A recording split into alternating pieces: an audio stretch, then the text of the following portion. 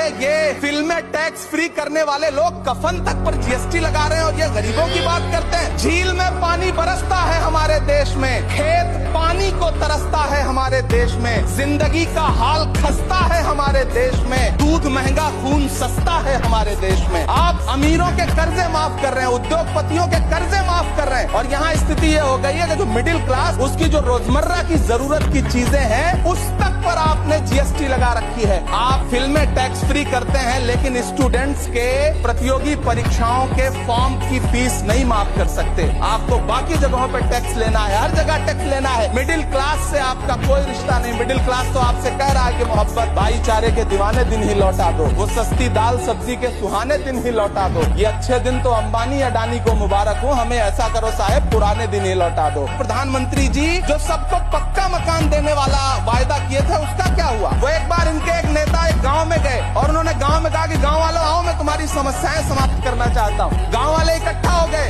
नेताजी ने गांव वालों से कहा बताओ तुम्हारी 2 समस्याएं बताओ, मैं दोनों समस्याओं का यहीं पे समाधान करूंगा। तो गांव वालों ने कहा साहब हमारी पहली समस्या है कि हमारे यहाँ कोई हॉस्पिटल नहीं है। तो नेताजी ने मोबाइल निकाला, कहीं फोन मिलाया और मिला के फोन पे पता नहीं क्या कुछ कहा कि यहाँ गांव में हॉस्पिटल नहीं है, हॉस्पिटल तुरंत यहाँ हॉस्पिटल चाहिए। गांव वाले खुश हो गए कि 1 मिनट में यहाँ हॉस्पिटल आ रहा है। अगली समस्या के बारे में उन्होंने नेताजी ने गांव वालों से कहा कि मैंने आपकी पहली समस्या समाप्त कर दी, दूसरी समस्या बताओ। तो गांव वालों ने कहा साहब इस गांव में कोई भी मोबाइल का नेटवर्क ही नहीं है। ये है इनके काम करने का तरीका, ये है झूठ बोलने का तरीका।